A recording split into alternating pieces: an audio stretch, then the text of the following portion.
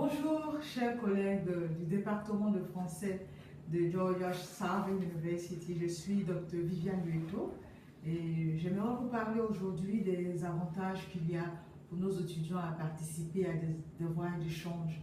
J'ai moi-même été directrice d'un voyage d'échange pour le compte de l'université du College of Charleston en 2013.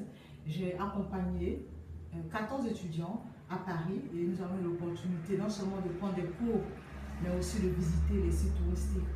Il y a énormément d'avantages à participer au study abroad, comme on le dit en anglais. Le premier avantage pour des professeurs du département de lettres, c'est bien sûr l'apprentissage de la langue. En allant dans un pays où le français est par exemple la langue officielle, nos étudiants ont la possibilité, n'est-ce pas, de se retrouver en immersion totale.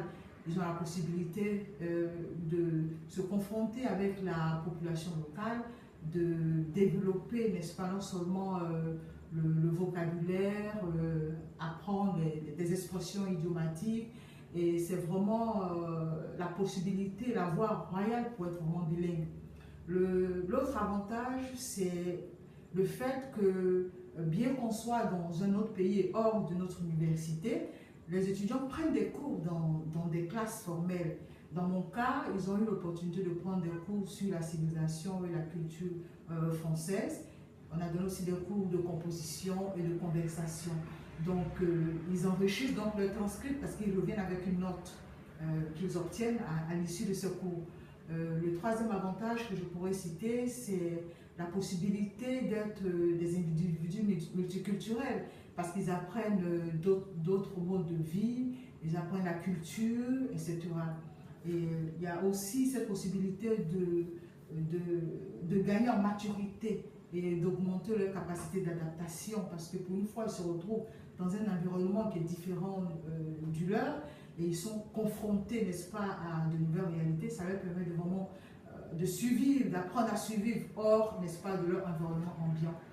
Un dernier avantage, c'est bien sûr ce que cela représente pour un CV, n'est-ce pas? Les entreprises aujourd'hui apprécient, n'est-ce pas, ces employés-là qui ont cette expérience internationale. Mais il y a l'internationalisation, n'est-ce pas, du CV.